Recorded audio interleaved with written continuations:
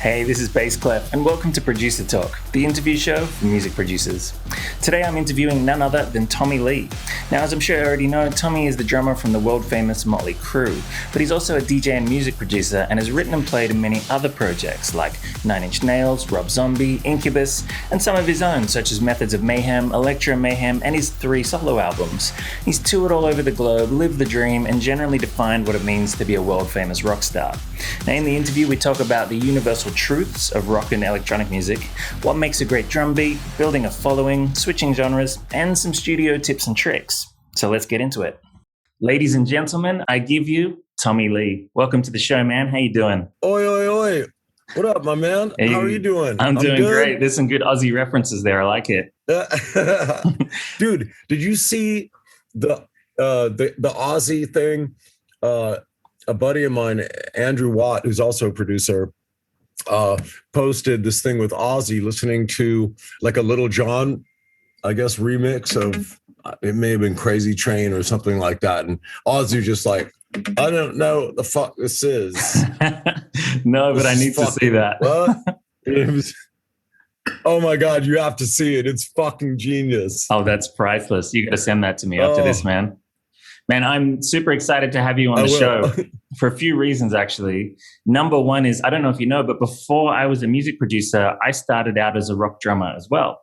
And my band got signed when we were 17, and we had all sorts of rock and roll adventures too. Not quite to your level, but still, it's great to chat with one of the world's most famous rock drummers who also became a producer. Ah, that's so cool. Yeah, right. I didn't know you played. Yeah, I played for 12 years. Well, here's the deal that I've noticed is with most like really fucking killer producers, they either have incredible, rhythmic sensibility, or they played drums at one time, or there's not a lot of great producers that don't play an instrument. Yeah. So, and I don't know. Call me crazy, but the ones that are influenced or have experience with rhythm and with drumming tend to me make the best producers, just because they have a sense of like what's moving people. Yeah. What's getting everybody to fucking, go crazy. The builds, the crescendos, the fucking, the energy. Exactly, man. And mostly drummers do that. So that's rad. That's cool. No wonder your shit's cool. Oh, thanks, man. I'm going to geek out with you on a whole bunch of drum stuff. I've got a bunch of questions I want to ask you, and we're going to how it, just like you're saying, how it interweaves with production as well, and groove and things like that. But the second reason why it's extra nice to chat to you is, we were just talking about this before, but we have 2 mutual friends in common, and they've both been on this show before. Nick Taya from the Bloody Beetroots, and our in-house mentor, John Pegnato, as well. How did you guys meet? Oh, my God. I've known Nick for a long time. I've known both of them for a long time. Oh, my God. Whoa. That's a pretty loaded question. How did we meet? I think, let's start with Nick. I think I met Nick. I was a big fan of his work, man, and it was always funky. Yeah. Always, regardless of what it was, whether it was, modern sounding or old sounding, but it always had this super funky feel. And I believe in a past life, he was a drummer. And it was around the Skrillex era. I remember Sonny coming over to play me his debut record, sitting in this room, and I was like, whoa, dude, what the fuck is this? And it was around that time, shortly after that, that I met Nick.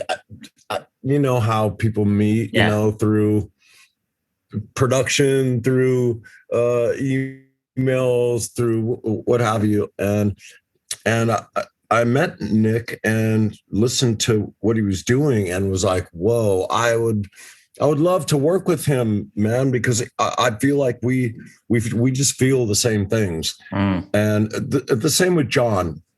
God, where did I meet John? And it's such a weird story with John because I've known John for a long time too. And he's been over here many times.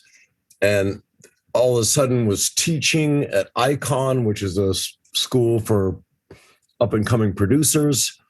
And my son at the time was 22, Dylan, who's part of the Midnight Kids, is studying with John and all these other great producers at the school. So, just two really wonderful guys that have entered and will probably stay in my life for a long time. They're good boys. Likewise. Yeah, I love them a lot too, man. Yeah, known them for a long time too and had a lot of good history. Good humans. But let's get back onto you because we're here to talk about you today. Yeah. So as I'm sure everyone knows, you're the drummer from none other than the world famous Motley Crue. But you're also a DJ and producer and have written and performed in many other projects too, like Nine Inch Nails, Rob Zombie, Incubus, some of your own such as Methods of Mayhem, Electro Mayhem, and you've done 3 solo albums. You've toured all over the globe. You've lived the dream and generally defined what it means to be a world famous rock star. So what does it feel like to be Tommy Lee? I always say it doesn't suck. I would assume I'd have to agree, right? Yeah. Oh, that's awesome, man. I love that. Yeah, it's pretty wild, and I'm so grateful that I've had the opportunity to be in one of the biggest, rock bands on the planet, and then take that and really kind of have the luxury and the freedom of just kind of creating things on my own, which has been, I think as a creative person, it's led to my life. If I wasn't able to kind of do these other things, I think creatively I would die a slow, painful death because these things are in me. And yes, I'm known for one thing, but it's allowed me to really kind of do my own thing, be my own chef in the kitchen, and just fucking create insane shit that I really think that people would dig, is it moving me? Yes.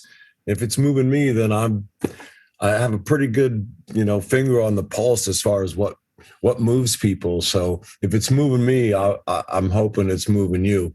Exactly. These are the important questions. So you're driven like that, right? You feel like an artist. You feel you got to write and create like you got to breathe, right? You have to, man. I can't imagine for anybody that's making music or doing something to do the same thing over and over and over it's kind of suicidal, it's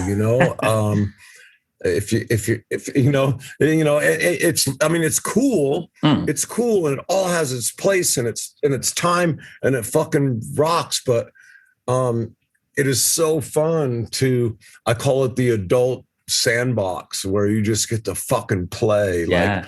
Like anything goes, this goes, that goes. When you're by yourself, the possibilities are endless. When you're with a group, you got 3 or 4 or whatever, how many members are in your group, that you all got to kind of run things through and all agree upon. And, it's just a different creative process. I prefer the one, and I love my band, but fuck, I really prefer just being creatively as an artist going like, oh, I get to do whatever I want. Mm-hmm. Are you kidding me? You do. You don't have to wait for anybody to show up to the rehearsal or until you press record or make sure everyone's in a good mood, or you just make. Yeah, exactly. Yeah. Exactly. I can definitely relate to this. And I remember the same feeling when I first my band broke up and I got much deeper into electronic music. I'm like, this is great. Yeah, and I didn't have to carry a whole drum and I didn't have to carry a whole drum kit to a show anymore. I'm like, this is also great. Yeah, you're like, I got these badass beats right here. Yeah, that's all I need. That I made. Oh, that's great, man. Yeah. Let's Nice. take it back to the start for a minute. In your book, Tommyland, Okay. you mentioned when you were a teenager, you were, what kind of touching on this a bit here, but you were crazy driven to follow the path of rock and roll with Motley Crue. Like you even said, I got to do this because I know it's going to happen. I want to get into your head at that time. Like, how did you know? And what was going through your head right then? Oh boy. I believe that we all function on energy, and I just remember those energetic moments of like, oh my God, like seeing something. Yeah. Whether it was like or hearing something that I've never heard before. Like, I remember there. My best friend had an older brother who was turning us on to like, had this super fucking rad, super hi-fi, turntable and these just insane speakers. And he was dropping the needle on like Led Zeppelin physical graffiti. And we're like, God. I was like, what is this? And right. So I had somehow the energies that be, let me hear that stuff that inspired me to make crazy sounding shit, because at that time that stuff freaked me out. And that's like, oh my God, this is what I want to do. And I remember, being maybe, I don't know, my parents say I was like maybe 3 years old, 2, 3, tall enough to reach into the silverware drawer and the pots and pans, and I would pull everything out and just start playing and banging on everything. My poor parents.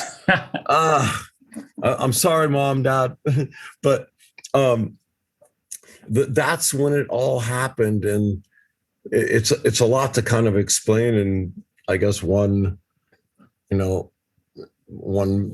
answer here, but I think that's the spark came from my ears, things that I had never heard before, listened before. And there's certain moments where, when you hear something and you go, what the fuck is that? Yeah. And for me, one of those moments in the drum world was John Bonham with Led Zeppelin. And the second moment was Eddie Van Halen, rest his soul.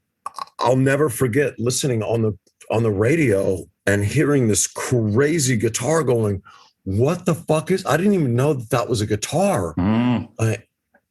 And hearing this, and all the notes bending and just fucking insanity. And I was like, oh my God, what is this? So, those are like life-changing moments that just, I guess, inspire you to, either, raise up to that or surpass that or do it your own way.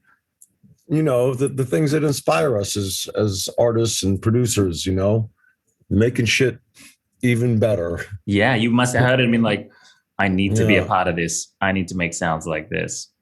Oh my God. So inspirational, man. God, imagine what life would be like if you weren't inspired by that stuff. It would just be like, yeah. Well, missed that. Yeah, I can't. Yeah. It's hard to picture because I feel the same way. Yeah, I've got certain records as well too, where I was like, okay, yeah, I'm doing that. That's my life now. I love it. But it's great that your parents were super supportive of your music. I love that. And in the early days, your dad even built you guys pyrotechnics, right? And helped you guys out as a roadie at some of your shows. It's super cool. Talk about having supportive parents. Yeah. I mean, that's kind of that's kind of necessary. I mean, I get it if you don't have that and you got to do it on your own, but man, what a blessing to have, especially my dad, going like, my son's playing in a band. I want to make him. He was a staff sergeant in the motor pool in the Army, and he was a mechanic.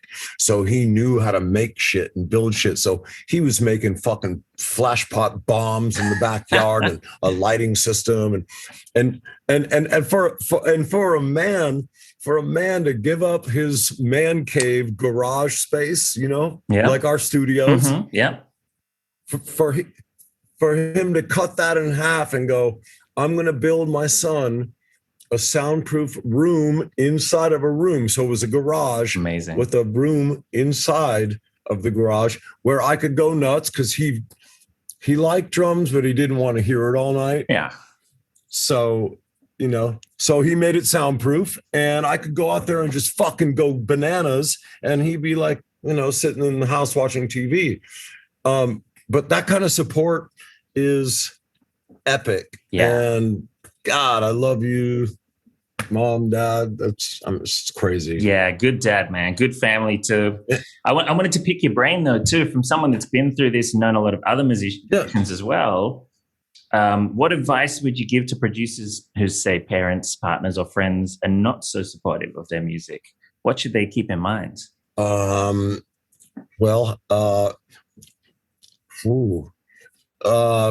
Headphones are good. Yeah. This is true. Right? I know.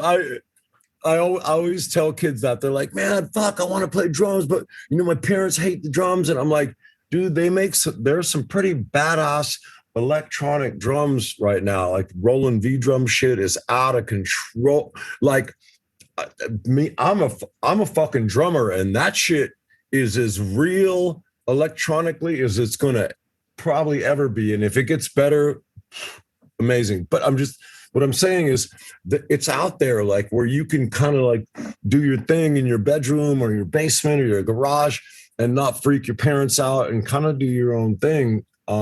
It wasn't like that when I started, shit. I wish, man, if I only had that shit, Jesus.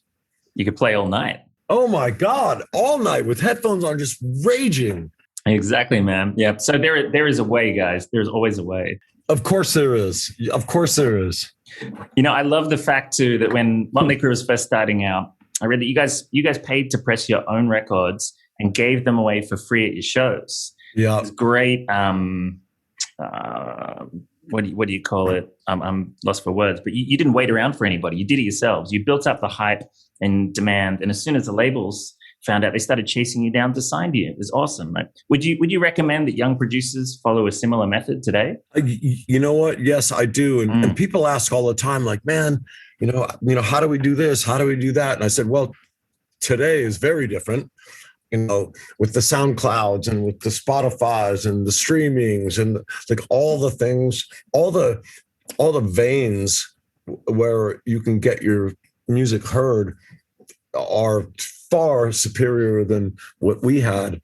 But yes, I always just tell them, like, you just gotta, you have to get your stuff heard, and it's a little bit more difficult today. That's why I get a little troubled when people ask me for advice, because it's very different now, and this time is a little bit more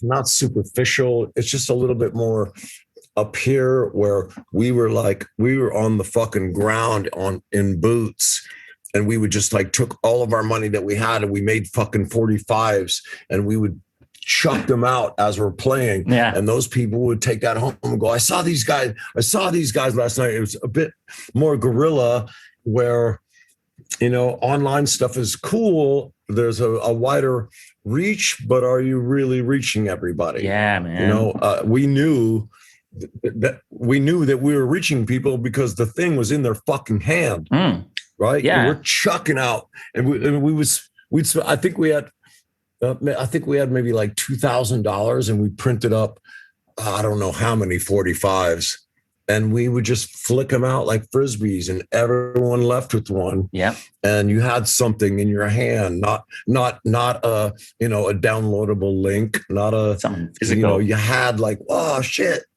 yeah, something physical. So I guess if I had any advice, it would be to try to do something more physical, because I think we're missing is that physical. The touch, looking at something and touching it and putting it on, and I agree, man. That might sound a little old school and weird, but fuck. No, I think that there's that personal. That's humanity. That's like. I agree completely. It's the connection. It's that physical connection. And I think what's really special about this is you guys took the initiative to do it, and you went all in with what you had.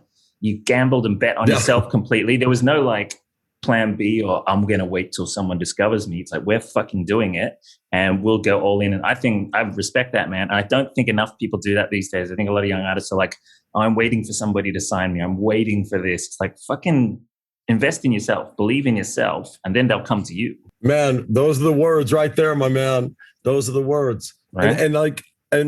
And today, especially with labels, I mean, dude, if you get signed, you got about 45 seconds to either make it happen for them or not. Because if it doesn't happen, they're like, boop, next. Yeah. And here's another thing. While we're on this subject, I produced a couple of artists, and this one kid in particular, a Canadian kid. He was like, Jesus, probably 19 years old, fucking insane songwriter. And we took my production and his songwriting skills and just made what I think is just fucking, it's amazing. I'm like, this is hit shit. And you know what the fucking label said that we shopped it to? What? He doesn't have a big enough social media following. Oh, I was like, kidding me. That's crazy. Yeah, you're fucking dude. Like the kid, he's a kid. Exactly. He's fucking 19 years old. No, he doesn't have 5 million followers. That's their fucking job to get him the followers. That's it. Yeah. That no one wants to do their job anymore. That's your job as a label, is to promote, sell, distribute, be the label. Yeah. Oh dude, my God. I wanted to fucking stick a clip in my AR-15 and be like, oh, wow.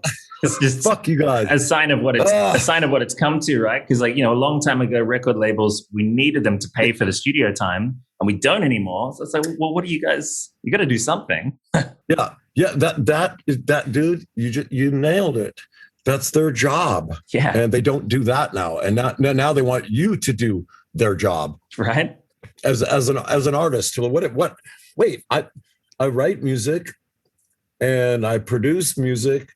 But now I got to fucking sell it and I got to promote it and market it and I got to get it to people. That's not what I do. That's why I need you. Exactly. And I mean, I think it's okay at the start, because like what we're talking about, it's good that'll get their attention, and a good label will take over and take that work off your plate. But these shitty labels that come along and expect it to do everything, I'm like, well, you guys do realize if you teach us how to do everything, we won't need you anymore. Exactly. And there's that. Yeah. Oh my God. People have done that. Yeah. Hey, let's jump to the present day though a bit. Okay. Tell me a bit about your latest album, Andro. Oh shit. What a blast. What is it? 2016. Motley Crue finished its final tour. That's it. We're not going to tour anymore. And I was like, okay, that's it. I'm going to take 1 year off. I'm not going to make any music. I don't want to hear music. I don't want to be inspired. I want nothing. I want to sit and just float around in the pool. I want to do nothing. I don't care about music. Not that I don't care. I needed to disconnect because I want to be re-inspired and motivated by something new. And so I did that. I made it almost a year with not listening to anything, no one sending me shit, nothing. And I just started coming down to the studio and just writing. And it was about a 2-year process. I compiled, my Lord, probably 25, maybe something like that, songs. And I ended up with, 11, 12 tracks that I thought were just like fucking amazing. And I had the best time making it because I would write something I'm like, oh my God, this is insane. And what I had what I'd done in that year off was I had a list of people that I would love to collaborate with. So I just kept compiling that. And I'd write something and be like, ooh, this has that person's name all over it. Yeah. Done deal. They're going to hear this and be like, oh, I got this shit. So that's what I did. And I reached out to people who I've either always wanted to work with or I've admired their work that they've done. And that's kind of, how the process went. And all of a sudden I had this fucking massive body of work completed. And that's why it's called Andro, because when I was, you'll get this, I was sequencing the record. I'm like, okay, I want this track, the key of that doesn't work here. Okay, oh yeah, that works. And the more I fucked with it, it just wasn't working. And I was like, okay, let me rethink this. And I just fucking put all the male energy tracks on one side and all the female energy tracks on another. And I was like, fuck, that's it. That's how this is supposed to go. And it worked. And it was just a matter of just, stepping back enough to see that, because I was trying to fucking make it all work together as, listening from top to bottom. So I just split it up kind of old school, like an LP where you got this side and you got side B. Yeah. And it worked, man. And I'm really pumped. And I think I made something really cool. And had a lot of fun doing it. That was really fun. Oh, yeah. And I love how it touches on so many different genres as well, too. But it feels succinct. I can still tell it's you. I can still tell it's Tommy all the way through. But there's sides of rock and hip hop and there's like UK garage and all sorts of stuff. Great vibes, man. Really dig it. Yes. Excellent production, too. Oh, that's so cool, man. Thanks, buddy. As I say, I really like all the collaborations you picked, too, the different singers and things. Their different style and voices, and I remember thinking about the title too. Oh, is this because it's Andro because it's kind of androgynous? Is like that, because it's half, guy and girl kind of thing as well too. I'm like, I get it, I like it. Yeah, oh, that's cool, man. And I really enjoyed. I have to say this was working with people who I think are fucking amazing, and I was like, man, how are these people not fucking huge?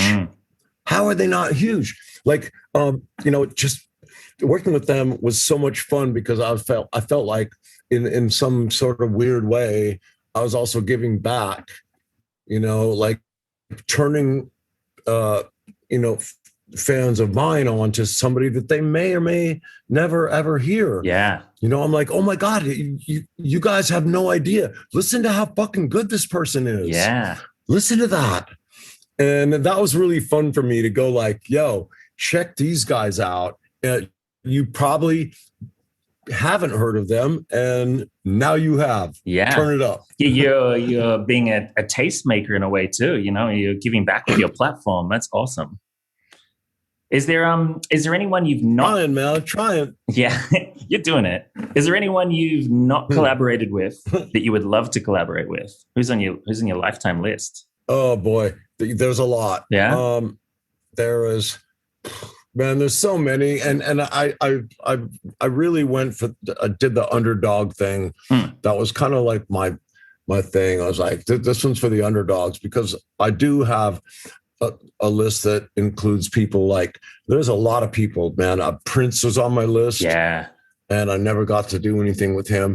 And I've met him several times. And it was like, fuck, man, with my rhythm and his sense of rhythm and melody, oh my God, we could make something fucking beautiful. And that's why we redid the Prince song on Andro. It's called When You Were Mine. Slowed it way down, super sexy. Woo. Prince, I would really love to do some stuff with oh boy, I'm blank right now. I'll put you on the spot, sorry. No. What's her name? From Diane Wood. Oh, the MC. I know who you're talking of. She's great. The girl. Oh shit. I mean, both of them are fucking rad. Yeah. You know, from them to Lenny Kravitz to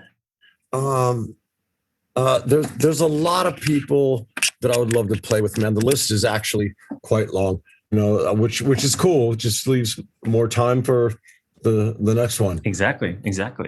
Now, yeah, like I said, you had a nice blend of rock and electronic music on the album. And as a drummer as well, too, I'd love to pick your brain. When it comes to rock music and electronic music, what things do you think are universally the same? Like, what's important for both of them? It's the energy, and it's just the energy, and it's the groove, it's the underplaying, it's the, you know, so many people tend to just overdo everything, and it's not necessary, man. Some of the most simplest. My favorite shit is when there's maybe 3 elements. Yeah. And I learned this a long time ago. When you have a set of speakers in front of you, okay, there's only so much space that those speakers are allowed to output without it being a fucking mess. And if you can simplify that and have everybody have their own space, your mix, your sound is so much bigger because everybody's not chewing up speaker space, frequency space. And man, if the bass drum's got its world, the fucking guitar, the mid-range, maybe vocals, you know, keyboard things, the high end, the cymbals, the little, you know, the crispy bits. If everybody's got their place, man, at the end of the day, you have something that's gonna hit so much harder than a pile of fucking 96 tracks of, you know, fucking breaths and this and that and all this, you know, and all this stuff. I mean, really, like at the end of the day, if you got 3 or 4 items that are just ripping through those frequencies that I just mentioned, then I don't know, you know, it just, that's the right. Simplicity of all that stuff. I agree, really man. Excites me. That's wise words. And I do agree. It applies to any genre as well, too. The more you put in there, the smaller everything gets. Less is more, man. Fuck yeah. Yeah. And it's so easy to do. I mean, and I'm guilty. We've all done it. Yeah. Right.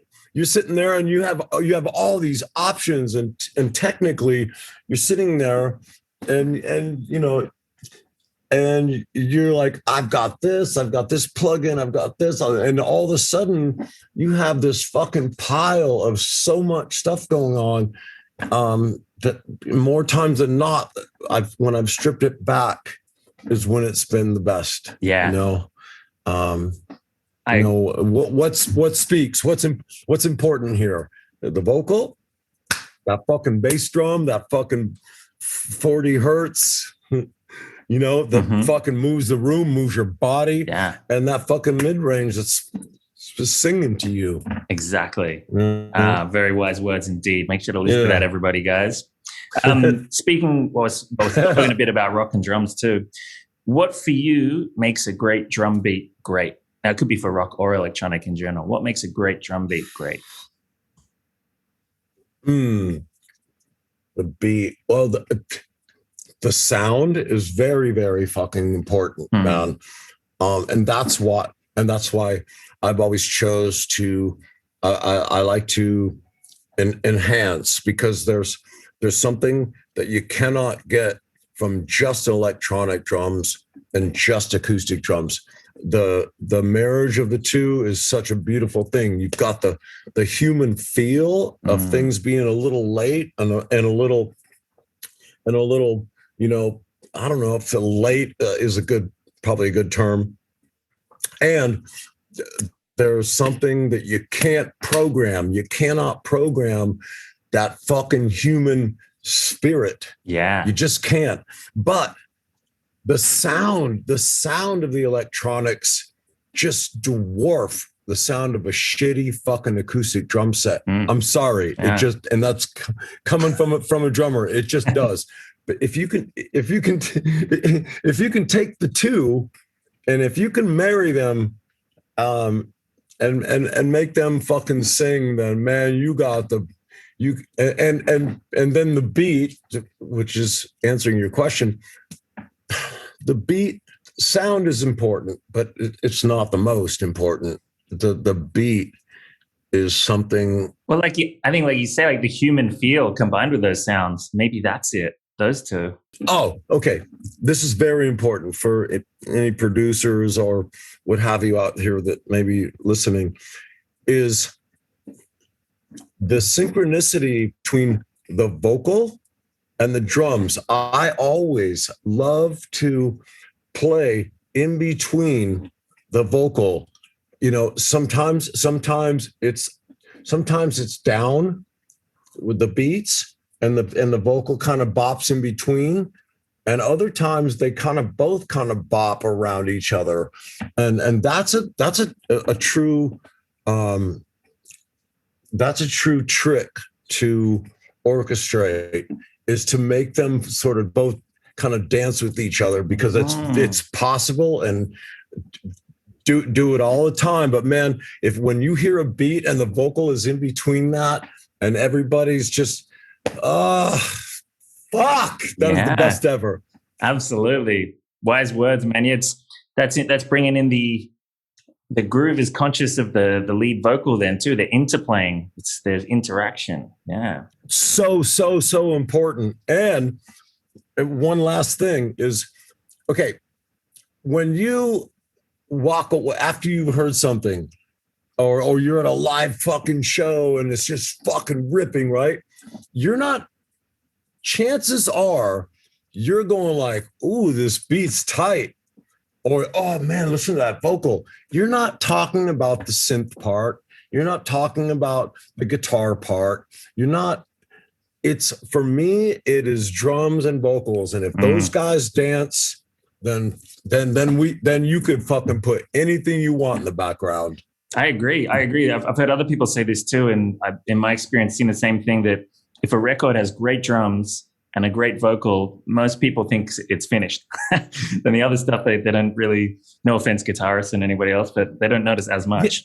Yes, exactly. No offense, because it is beautiful. That the enhancements are all gorgeous, but you're right. That's it. At the end of the day, it's those two things that if they are not, if their energies are not harmonious, then you don't really have a track. Yeah, it's got to start there, man.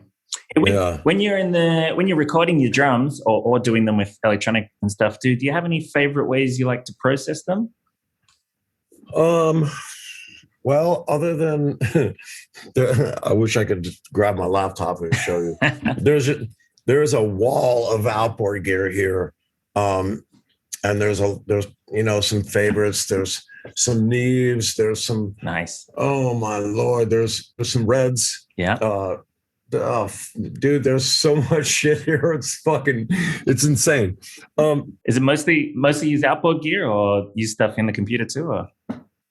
Stuff on the computer too, but mostly when we're recording real drums, it's mostly the analog gear. Okay. But with electronic stuff, then in the box is probably the best way to go. Right on, man. Or what we'll do a lot, this is really cool.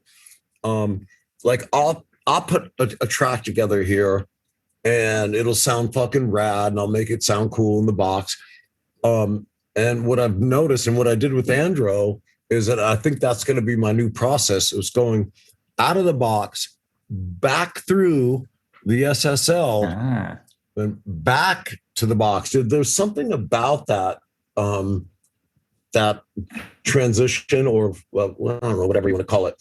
There's something about the fact that it came out of the box and went through some fucking analog gear and then back in. It just has a better, I don't know, it just has a better sound. I don't know how to explain that. It comes alive a little bit more, maybe a bit more character. Yes, yeah, for sure. Yeah, I've noticed that too, man. Now, you did start out with, your career started out with you initially being known more as the rock guy. But now, like we're talking about, you really established yourself in the electronic world too. That some people, some producers and things, they're scared and hesitant to make a big genre switch, especially if the genres are not like that closely related. So you know all about this and you've done it successfully. So what advice would you have for people who like to try a new genre but haven't made the leap yet? Oh, just go for it. Yeah. Fuck. At the end of the day, if it blows your skirt up and it's making you happy, then we're only going to get that from you. Like, oh my God, listen, they're doing something that they've always wanted to do or try, or like, fuck yes, like that's something really special, and I encourage everyone to do. I always tell my kids this. I'm like, look, just be yourself. Everybody else is already taken. Yeah. And I know it's a cliche, fucking old school line, but man, if that isn't the truth, like just do you. If it's making you crazy, go fucking go. Exactly. Good to hear from you too, man.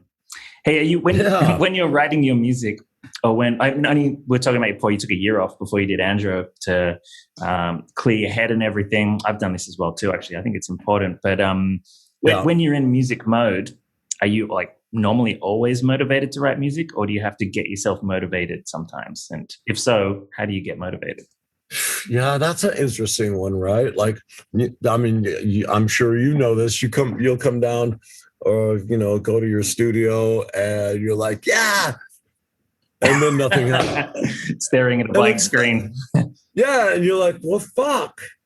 It's just, I guess it's just not soup yet. Yeah. Like, it's not, and then you'll come down and maybe, like during the pandemic, which is, a fucking weird time.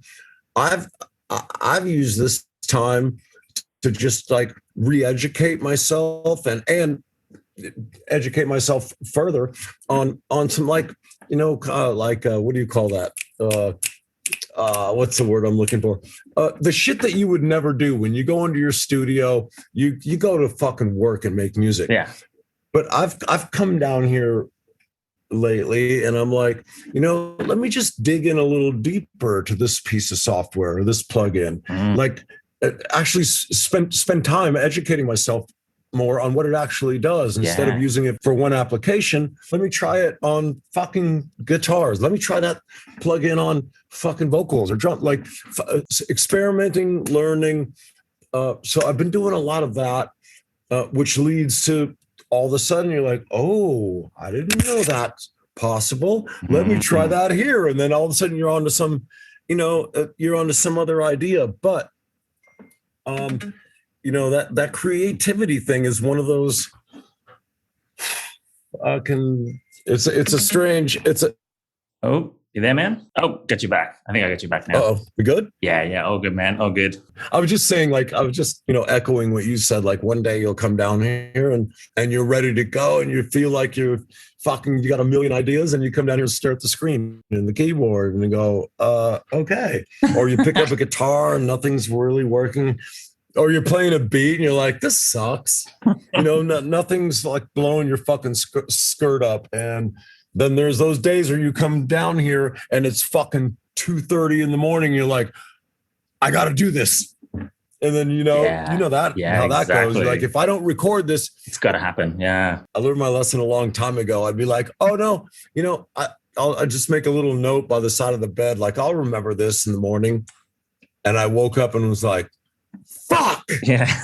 Fuck. That was the fucking best idea I've ever had. And I'm a fucking moron for not going down and just recording it. Yeah, exactly. Fuck. I'll never do that. I'll never do that again. When it comes, go. Yeah, the studio is calling. That's good advice, man. Yes. I like that advice too about spending this time, especially with lockdown, educating ourselves more as well too, and really digging into, the best music doesn't usually happen when we use things the way they're intended. Like dance music wouldn't be here if it wasn't for people using things the wrong way.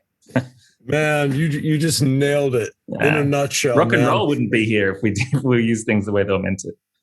Exactly. Like it's all about experimentation.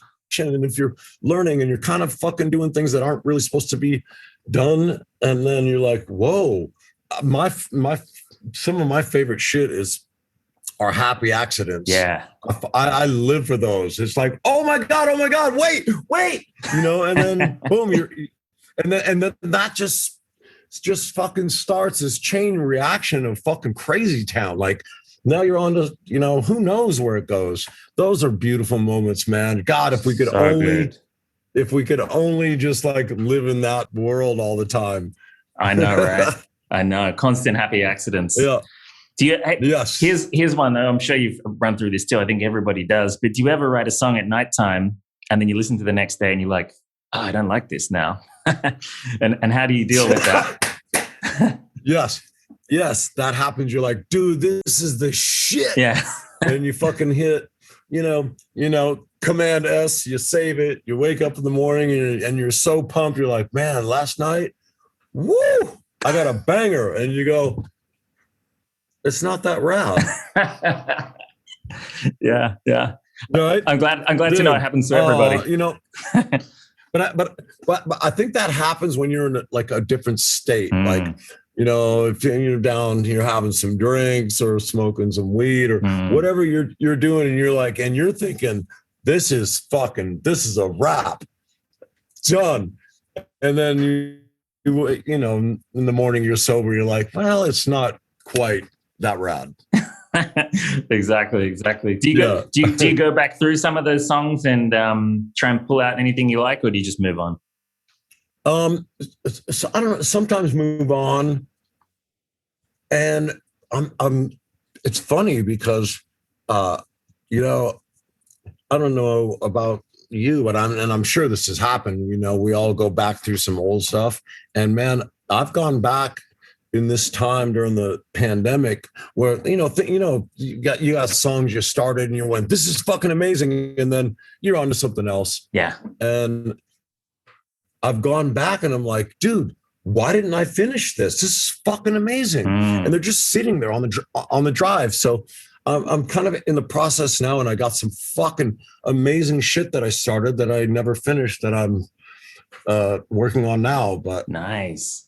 Yeah, those gems, some gems, and others are, pieces of shit and need to be deleted. But but that's a good insight too. I think that if you can come back to it a long time later and you're like, I still like that, then you should probably finish it. Dude, man, I say that all the time. Like, and I say this with Andro because I've been working on that record for I told you, like 2 years. Yeah. I still listen to it and I'm like, if I'm still liking it, because that's really rare, and that's sort of my barometer of what's good. I've listened to things that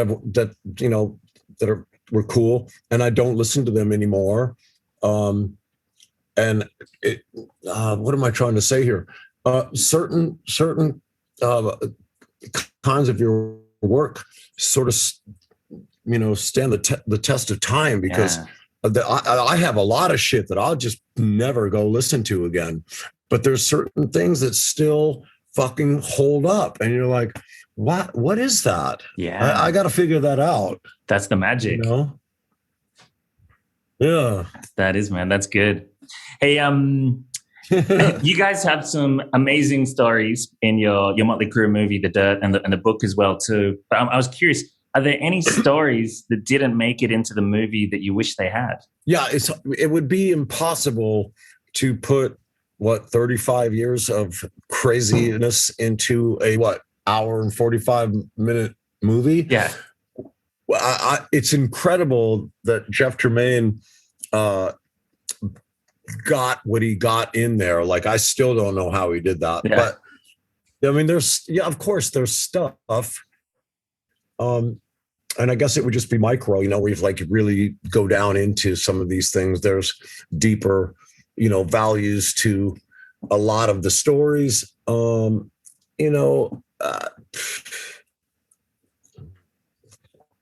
Shit, it is what it is. But it sounds like he did a good job then. I mean, he did. Otherwise, it would have been a 9-part series. Yeah, actually, maybe you guys should make that too. I think a lot of people would watch that as well. This is true. Time to get out the home movies. Right? Let's go. Netflix is all about those long extended series now. So never know, man. I know, right? I know. So, hey, what are you working on? What are you working on? So me, I started a new project called Analog Soul. After I took a break, like you did, I was getting a little bit burnt out with my bass clef music. I'd done it for a long time and still playing big shows. But I was like, at one point going, I'm just kind of doing this because my managers are telling me to keep making this stuff. And I want to try new shit, but I don't know what it is. So I took a couple of years off, got re-inspired. And my current stuff now is kind of like, it's all done on hardware, analog done stuff, because that was my inspiration when I was getting started. I loved those kind of sounds from the 80s, and I loved the melodies and things too. So that the sound of my style is kind of tech house with a little bit of synth vibe in there too, a little bit of melodic vibe, a little bit of Afro house vibe too. How do I describe it? Somewhere between maybe, cool. Yeah, maybe like Black Coffee, Stefan Bodzen, and Stimming all mixed together. Wow.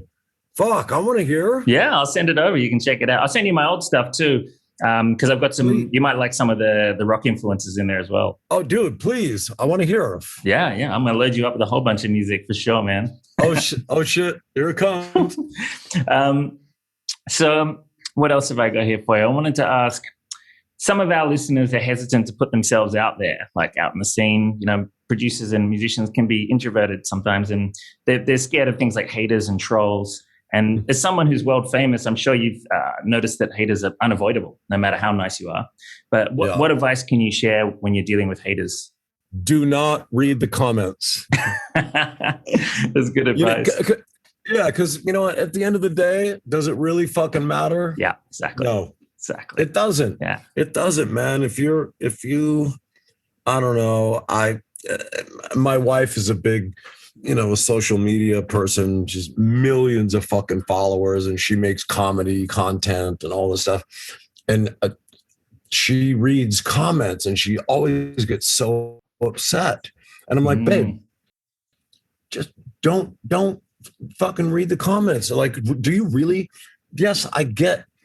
Wanting to stay sort of, maybe on the surface in touch with what's going on. If somebody doesn't like something, or it wasn't funny, or the song wasn't that rad, okay, I get that. But to really read all the comments and like, there's people out there that just don't have a fucking life, that just sit there and pound the keyboard to tell you your shit sucks, it's just on an energy level, like, do you want that? Do you want to let that in to your world? No. Yeah, I agree, man. It's like these guys are out there saying hateful things just to get attention. Exactly. Yeah. Like, who are you really dealing with, on the other end? And it doesn't matter. No. Yeah. None of it matters. Good advice, man. Actually, you shared a lot of great advice today, man. But I want to flip things, because this is an interesting question. What are some bad recommendations that you hear in our industry? Like, what advice should up and coming producers and what should they not listen to? God, man, I my wish for a lot of new up and coming cats is that they don't really, put much emphasis on somebody who's wanting you to do their job. Oh boy, what else is there? Everybody's about fucking statistics, well, our research shows us that we've got 4 billion streams here and 32 here, and I'm like, you know what, dude, fuck your research. And that might sound fucked, coming from me, but I just don't. I don't buy any of that. At the end of the day, are you satisfied with what you've made? And have you put something out into the universe that's, making it a better place, or making somebody happy, or making somebody fucking, this fucking, like, are you making somebody's day? Are you inspiring them? Are you, is it a positive thing? And then, when you lay your head down and sleep at night, and you got a little smile on your face that you've done those things, then what else is there? Yeah, then you're not going to care about statistics, are you? Statistics can't tell you that shit. No, fuck no. Yeah, I agree, man. The music needs to be genuine and honest, and it needs to provoke a genuine and honest response from the audience. Yes, thank you. Yeah, Thank you. I get you, man. It's good advice, man. Here's one for you. This can help out a lot of producers, actually. What's something you used to worry about or waste a lot of time on that you now realize is not a problem? It's one of those things that's it's almost endless. And I still am. I'm fucking obsessed with it, but I've learned to let go a little bit with, and that is the sound of things. Mm-hmm. Everything keeps changing, and speakers are getting better. Plugins, mixing gear, everything's getting better. But I remember sitting there and freaking out, going like, "It doesn't fucking sound rad. Like it's not fucking dope enough." The hair on my legs isn't moving. Like shit's not vibrating off the tables. Yeah. Like where is it? Trying to equate, going to a live concert and hearing it, there's fucking shitload of fucking 15-inch subwoofers bumping shit that doesn't happen in your car. Yeah. But for me, I want that everywhere I go. And it's like, Tommy, that people don't listen like that. They don't listen like you do, and not everyone's a fucking maniac. Like, so I was obsessed for the longest time. There was this app, and forgive me because I don't know the name, but for the longest time, you could run your mixes through what people are actually listening to music on. It's basically, a fucking filter that would make it sound like, okay, now you're listening to your mix through two little shitty speakers on your Mac, on your laptop. Now it's your phone. Now it's your FM car radio. Now it's your home theater. Now it's and it was fucking cool because I'm like, if you're making music, then fucking make it sound the best it can be for how people are listening to it. Yes. If they're listening to it on a fucking phone, that breaks my heart. Yeah. Because all the work that you're doing, those frequencies aren't happening on a phone. Yeah. And you start to go like, what am I doing? Does anyone care? Or are they just fucking happy to go like, oh, that sounds dope, bro. Check it. I know what you mean. Yeah. I mean, if you're making fucking music for people to listen to on their iPhones, then I fucking quit. Oh yeah. No, there's the real music lovers out there. They're listening to it on great speakers. They're hearing it in big clubs and live venues. But I know what you mean, but there's some people that don't really get it. But you're right. We do need to ideally make our music sound great on every kind of speaker, and not get too caught up in obsessing and assuming that everyone has the same sound system that we do. This is true. I mean, there's a pair of I don't know if you're familiar with PMCs. Oh yeah.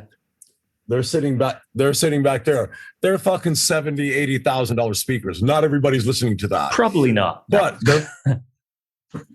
they're mastering speakers, and that's how I want to hear things go. But yes, I had to stop obsessing on that and realize that, you know what, a lot of fucking people are just listening to it on their iPhone. So how can I make it sound the best it can on all formats? Yeah. Exactly.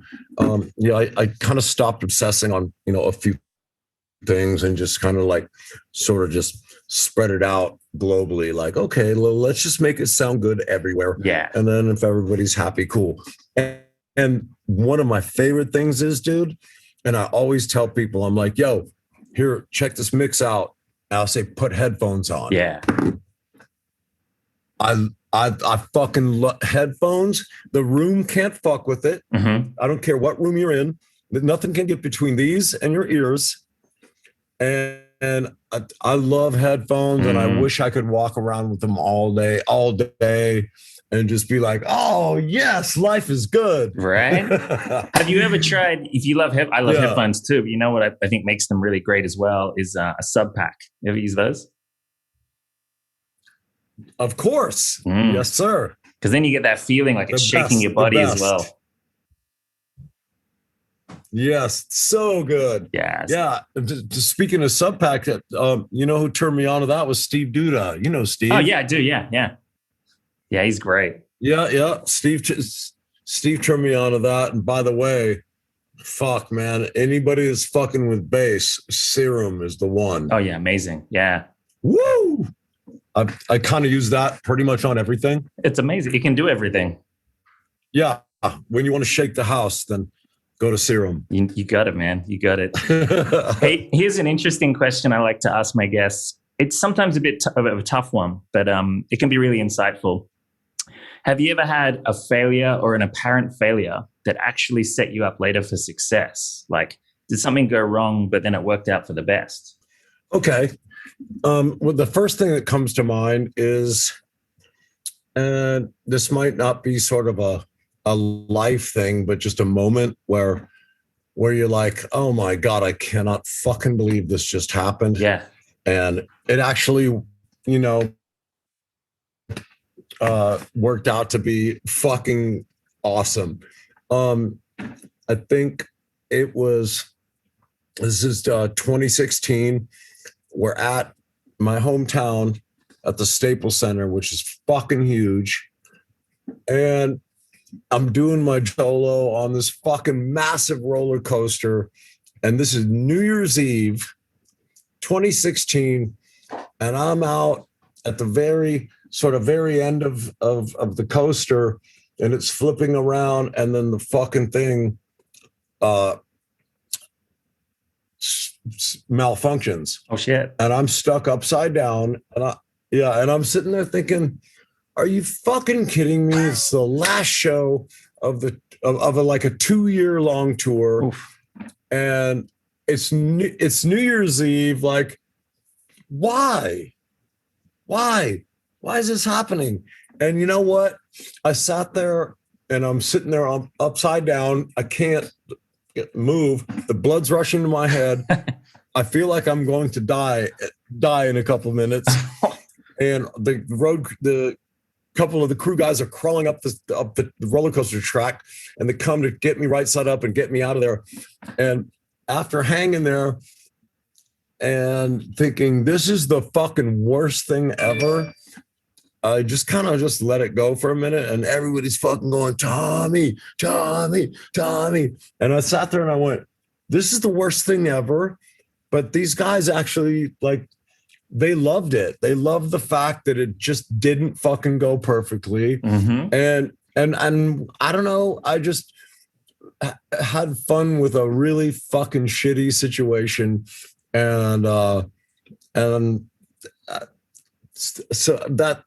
it's not like, it's just a moment where I thought, wow, this is the fucking worst ever. But they loved it. Actually, it turned out to be one of the best fucking moments ever. Like, it's on a fucking DVD, and I watch it often and sit there and go, thinking, I just remember how I felt, going like, oh my God, please let this be over. Mm-hmm. And everybody fucking loved it. They're like, it's so rad. And then I'm climbing down this roller coaster track, this trussing, and people are going like, yeah.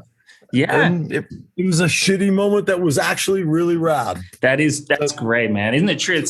Sometimes we perceive things one way and we think, oh, this is the end of the world. But when you look at it through a different filter or a different lens, you're like, actually, that was awesome. I'm just getting all hung up in my head. Like, it's they probably appreciated that it was real, that it was live, that they got to hang closer to you for a minute. Absolutely. And because that's what happened. I was basically hanging out with everybody at the very back in the shitty seats of the arena. And we were all sitting there going like, yeah, well, shit here we go. It happens. my old drum tutor used to show me this video. This, speaking of drumming, back in the day, I was probably like 10 years old. Anyway, he used to show me this video of this old shredder. I can't remember his name. Played in big bands, monster of a drummer. And he was perfect. So perfect. So perfect, in fact, that every night he would purposely drop one stick and then pick up another one out of his bag just to make people sympathize with him that, oh, he's human too. Oh, nice. Your story kind of reminds me of that. Awesome. I think sometimes people do need to see a bit of humanity. Like if you're too perfect, sometimes it doesn't grab your attention as much. Exactly, man. And no one can have empathy or just like, or feel like, you know what, that could happen to me. Yeah. And exactly. As soon as you make somebody feel like, could be me, could be you, could be that guy, this girl. Yeah. As soon as everybody feels like that, then I think everybody's, much more, united and I don't know, it's a good feeling. I agree. It's a good answer, man. Hey, what's coming up for you in 2021? I know the world's like basically closed down, but is there anything coming up we should look out for? Man, I like I told you earlier, dude, I've been fucking sitting here. I released Andro. Yeah. And for me, I'm that guy who's just, I'm just never quite like satisfied. Like you're only as good as your last effort. So me, I'm always like, fuck, I got ideas and I've been working on stuff. Nice. And I have, oh my God, I'll have to send you a couple of things because, whoa, there's just some new stuff that's emerging and old things that I've, how they're on the side and you're like, oh, why didn't I finish it? So I'm just working and, I don't know, maybe I'll get that together and get that going sometime, maybe late summer. And then Motley Crue's going to go out and do a stadium tour. Nice. Supposedly in June or July, everything's still a go as of now, but that could change. So I don't know. I'm just making music and living life, man. So best way to be, man. Best way to be. I've just got one more question for you, and it's a hypothetical one. All right. But it's a fun one. Imagine you could send a message back in time to yourself when you first started, out in Motley Crue. If you could send yourself 3 tips to help yourself with your music and career and life, what would they be? Good question, dude. Wow. Okay. 3 questions or advice? 3 tips. 3 tips. 3 tips. Okay. 3 tips. 1, plant your corn early. Yeah. 2, don't stand up in a canoe. That's a good tip. I'm being fucking ridiculous. And 3, it just doesn't fucking matter. No one cares. Like, do your thing, chicken wing. Mm-hmm. Let's go. Stop worrying about shit. Yeah, exactly. Yeah. Brilliant. Yeah, fucking go. Fuck yeah, Make man. something fucking beautiful. Oh, awesome. I love that, man. Hey, what's the best place to keep for people to keep up to date with you? Instagram, or where do you post the latest news? Instagram's probably the best. Yeah. That's probably the best spot. Yeah, that's a good one. There's also lots of hilarious shit on there too, which is all the more reason to follow Tommy. But I have fun with it. It's just it's not so much business and a lot of just kind of silly shit sometimes. Don't change a thing. I just have fun with it. Don't change a thing. I love it. It's fucking awesome. Don't be so fucking serious. Yeah, man. Exactly. So thanks, buddy. I'll put a link in for that and all your other stuff into the show notes. But man, thanks so much for coming onto the show. Awesome, man. Thank you for having me. And it was fucking super rad talking to you. All right, that's our interview for today. Big thanks to Tommy for coming on the show. Remember to hit that like button if you enjoyed this and ask me any questions you've got in the comments below. I've put Tommy's links and mine in the description too. Now, if you want to see some more interviews like this, then click one of the ones that are on the screen now.